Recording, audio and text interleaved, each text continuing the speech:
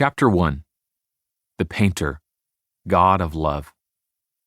If you live in the Western world, chances are you've heard the phrase, God loves you.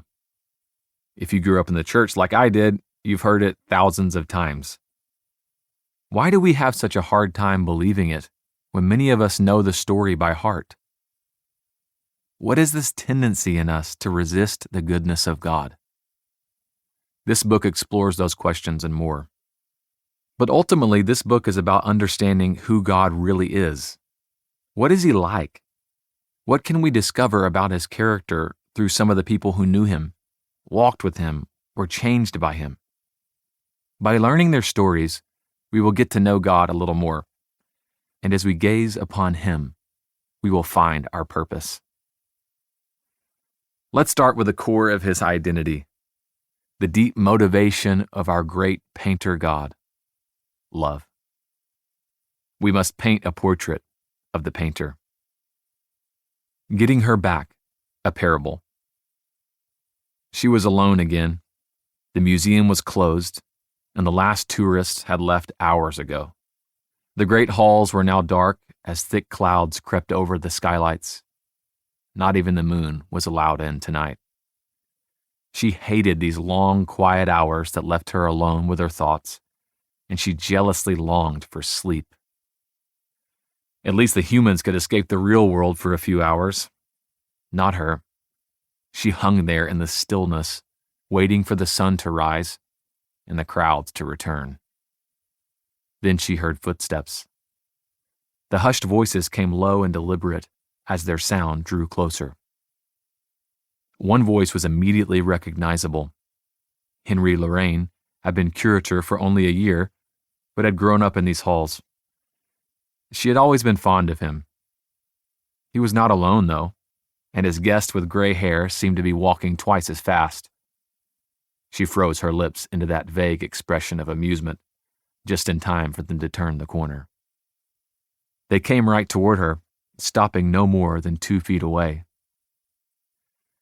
They were silent for a moment, awkward as though not sure how to get to the point. You said you had new information on her provenance, Henry said, breaking the silence. Yes, came the reply in a thick Italian accent. The man with gray hair had not dropped his gaze from her eyes since they had approached. He seemed transfixed. Lorenzo looked intently at her, a painting he had seen 1,000 times, but she somehow looked new tonight, with a beauty he had not seen in her before. Well, he said, continuing to look into her eyes, I wanted you to be the first to hear it. As you well know, not long after the painting was finished, she was stolen by thieves in Florence and sold to an unknown buyer. Henry nodded. Yes, the artist lost her, and she was found by the museum in the early 19th century. Lorenzo turned to Henry and spoke in a whisper as if not to be overheard. Everything we've been told is a lie. Yes, the painting was lost. The artist spent his whole life trying to find it. It became an obsession for him. I've recently found proof. Documents, letters. It's taken me quite some time to confirm their authenticity. But they are real. What do they say? Henry asked nervously. Not long after the artist's 80th birthday, he heard of a wealthy aristocrat in southern France who had amassed a great art collection, including works from the Italian greats. The artist had already scoured most of Europe looking for his beloved painting. So when he heard about this collector, he knew he must go there immediately. The painter made the long journey over the French Pyrenees and finally arrived after weeks of travel. When he arrived at the estate, he was shown every piece of art in the halls and grand ballrooms, but she was nowhere to be found.